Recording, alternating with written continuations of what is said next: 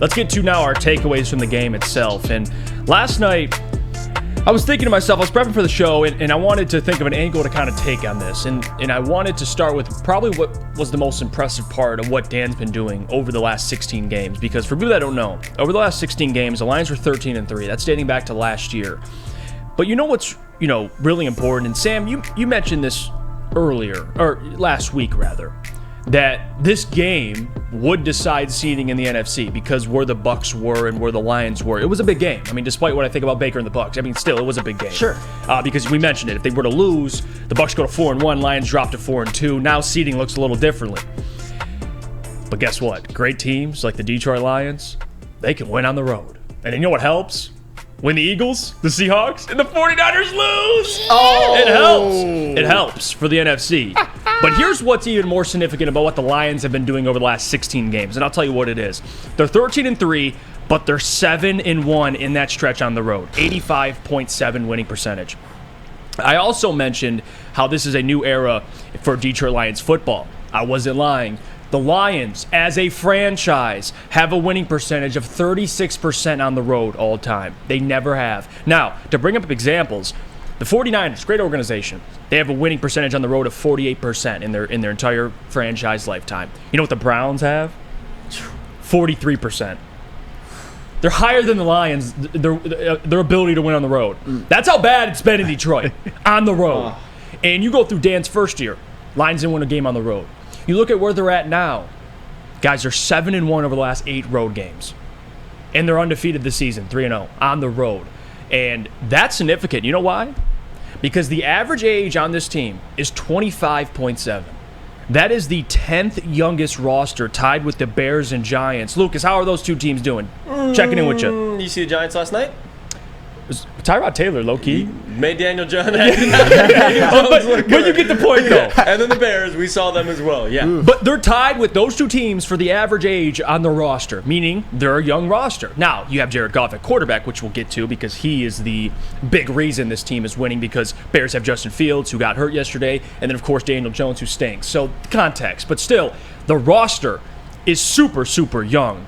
But that's credit to Brad Holmes for finding the right guys that don't break a sweat when they get into these big-time games on the road, but also to the coaching staff because these guys and what they're cooking up in game plans is ridiculous. And the players for executing them, of course, but Brad Holmes is finding guys that are used to playing on this type of stage. Not only playing in the NFL, but going on the road and not even flinching.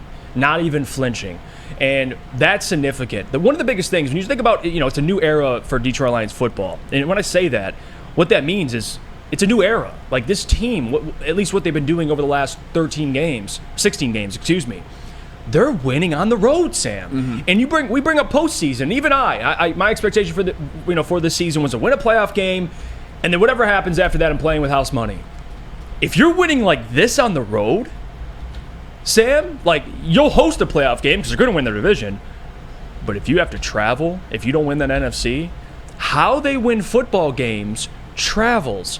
I said this last week. The defensive line travels. The offensive line travels, even with injuries. Jonah Jackson out. And then they had Coyote starting over there on the left guard. Not even going to lie, man. I was no clue when I saw that. I mean, and this isn't a diss against him. I had no clue who the hell that was. Yeah, they had Coyote out there, then they had Graham Glasgow. Yeah, and they still held up against a really good defensive front seven for the Tampa Bay Buccaneers. I'm telling you. And to this comment too, Harold Williams, Lions fans travel. You saw that too. A lot of blue in that stadium, opposing stadium. You want me to pull this video up that we got yesterday? Yeah, let's play it. JB, just make sure that we mute the VMix, whatever we got to do for it, so it's not echoing. But here we go.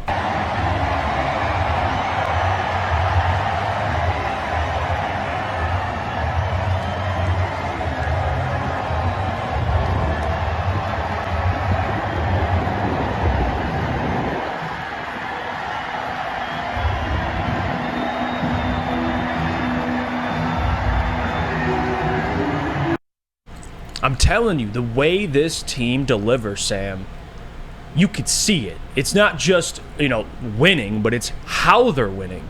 Offensively, defensively, special teams. They're playing complete football, and I'm telling you, they're going to be a dangerous team come, January. I'm telling you. And we look at the NFC standings, and before it was like, you know what, the 49ers, I mentioned last week, there's a tier of them by themselves, and I still believe that.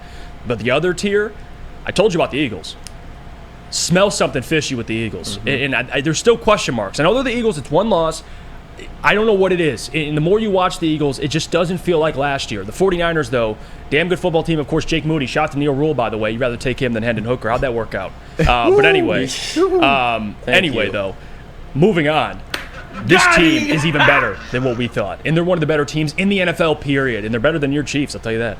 I mean, we will see how that's reflected on all of our top 10 lists tomorrow. But oh my God! But you know what? All that being said, that is he's gonna do it. That is another story for another day, as they say. Because I've said before, this is about celebrating the Detroit Lions. Jeff Iafrate, you can inject all of that road data into this vein right here. 7-1 in their last 8 road games. 7-1 is a godlike road stretch. Read those stats to me, Daddy. Absolutely. I will read them to everyone. That is the type of stretch in which Super Bowl teams go on. I mean, you don't even have to go 7-1 on the road to be a Super Bowl team and to be a great team. And now it makes them 3-0 on the road on the season. They've got some tough road games coming up, but the Lions have proved that they could go on the road and pretty much go anywhere, even Arrowhead, and beat the Kansas City Chiefs. I get the Chiefs were a little bit hampered by injuries, but you know what? The Lions have been hampered by injuries every single game of this season so far, and it hasn't hurt them at all.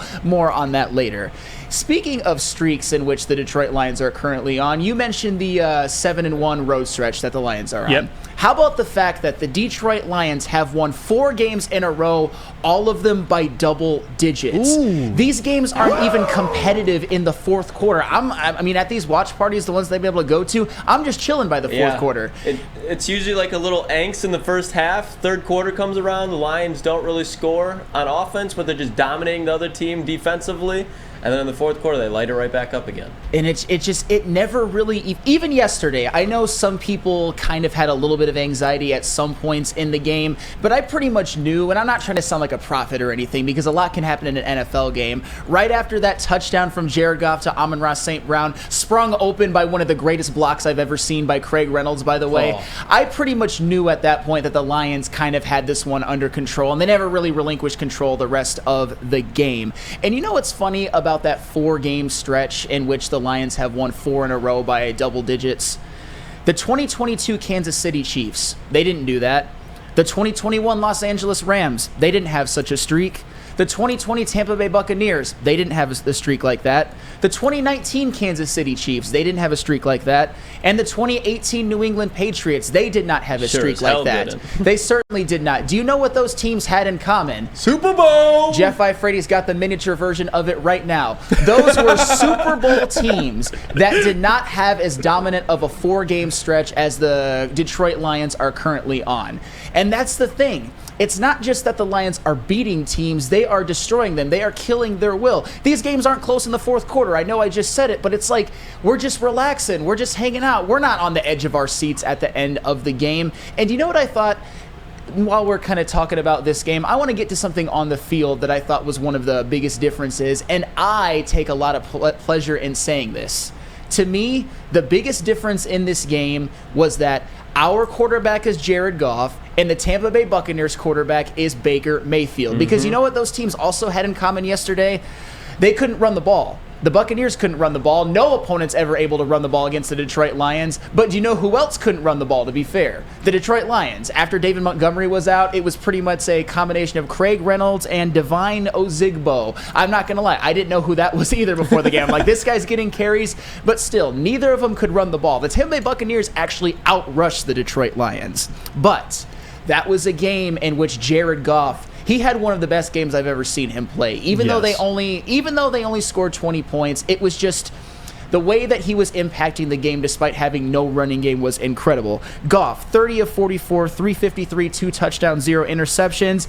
And then on the other hand, Baker Mayfield, 19 of 37, 206, 0 touchdowns, and an interception. Baker Mayfield, even though he's played okay for the first 4 games of the year, is learning and will continue to learn as his career goes on. It's a lot harder to play quarterback when you don't have a great offensive line and Nick Chubb and Kareem Hunt in the backfield.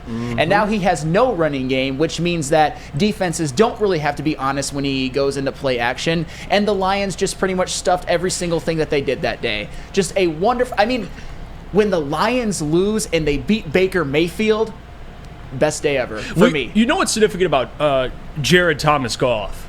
Jared Thomas Goff. Hey, he deserves that today. You for real. Ryan Gosling looking son of a bitch. I'm going to say it every week. He's a damn good quarterback. Damn good. And you mentioned it. The context of the game, 2 starters on your offensive line out. David Montgomery goes out. Craig Reynolds, 1.5 yards per carry.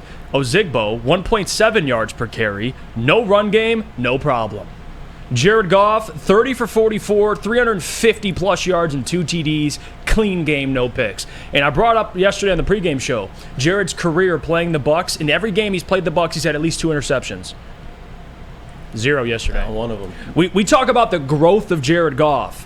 When he was back in LA, the biggest thing for Jared is he needs an offensive line, needs a run game. And the postseason, that was true because Todd Gurley, when they went to the Super Bowl, he had a hell of a postseason. I get all that. This is the growth of Jared. No run game, beat up offensive line, goes on the road against a good defense, and lights them up. Kills. We're watching the growth in front of us for Jared Goff. He's turning, I mean, you look at right now, I think right now in the NFL, I could be wrong, but it's like him and Tua for passing yards. That's what I'm saying. And passing touchdowns. Like, even just forget about, stats you can use because Jared Goff has good stats. How many quarterbacks this year? AFC, I think NFC, you can't even argue after yesterday. He's the number 1 quarterback in the NFC. No question. Jalen no Hurts, doubt. Jalen Hurts with more weapons loses to the Jets. Brock Purdy lost his weapons, and they lost to the Browns. I know it was on the road, but that's a game the 49ers should have won. Jared Goff, I'm going to give Tua, and I'm going to give Justin Herbert some credit just for the fact of how good he's looked. But who's won more? I know there's a lot of context going there with coaching and stuff, but Jared Goff, in my opinion, has been a top 3 quarterback this year. You can't deny it at this point. And just to give some context there, Tua's still number 1 in the NFL, but Jared Goff's top 5 in yards, and he's top 5 in touchdowns. Like, what Jared's doing, and he's tied with your boy, Patrick Mahomes, with less picks. But regardless, no, I'm just kidding. But Jared Goff, though, he's having a hell of a season, dude. He really is. And he's Mr. Consistent at this point. Like, the interceptions, nada on the road. That's when you really can't afford them. You're on enemy territory. You're traveling on the road. You go to Florida. Even though there's a lot of Lions fans, you can't turn the ball over. Jared said, all right, no problem. I'll have 40-plus pass attempts, and I won't throw a single pick, Lucas. And the thing is like, he did that this week. He put up 4 touchdowns last week without his wide receiver 1. So wide receiver 1, 42 points. No running game, no Jonah Jackson, so that's going to help with pass protection as well. One of the most efficient games he's played. He's making plays, and Ben Johnson didn't even call anything crazy. Ben Johnson called a good game, but there's no flea flickers reverse to give a scheme where Sam Laporta is screaming down the field wide open. This game was all Jared Goff offensively. I mean, Jeff, how many times have you had to go on a morning show on Monday and have to be no Brian Branch, no CJ GJ, no blah, no problem? At that point, when you have to just keep saying no problem, no problem, no problem, you have a franchise quarterback. He's the definition of a franchise quarterback right now. There's no excuses. No, yeah. You cannot say anything bad about Jared Goff. No, right now. You know what? I'm with you. Even me, and it has nothing to do with Goff, but always for me it was, the salary versus trying to keep everybody. But at this point, like, you can't lose Goff the way he's playing. Like, you just can't. You can't lose him. And that's the whole thing about the whole Hendon Hooker thing is we don't even know what Hendon Hooker is. Jared Goff, you know what he is. He's a top 5 quarterback, and he's in the MVP conversation. He has to be. You're top 5 in yards, you're top 5 in touchdowns, and your team, you have the best record in the NFL, and you just did it without a run game? Like, who are you accrediting for the wins? The defense? Yes, but Jared, you didn't have David Montgomery, you didn't have Amon-Ra St. Brown last week. Like, this is Jared. Now, Ben Johnson, of course, for play calling, but Jared's out there executing. Yeah. Executing. Like, he deserves all the love. Like, no Jared Goff slander should be said or even, hinted at today at all. And his accuracy has stepped up. That last drive when it was just little dink and dunks to Amon-Ra St. Brown just to keep the chains moving. The accuracy on all those throws, fitting them into defenders, keeping Amon-Ra St. Brown towards the sideline but not too far out. Like, his accuracy is stepping up. So the deep ball to J-Mo, every critique that people had where you can't throw the ball down the field, you can't throw it accurately. There was a couple wobblers, but he's even throwing consistent spirals this year, so people can't get on him about that either. Yeah, you guys the chat's got to hold people accountable this week. Like if someone's yapping about Jared Goff on this network, you guys got to just rate him. Like I mean, maybe it could be the heavies. I don't know. Maybe you know what? Easy. Maybe they will give him credit today. Spencer, he has to, because at halftime he was like, Goff, prove me wrong, shut me up. And there's no way that he didn't. I think at least Spencer's going to be on the good side today. You know what?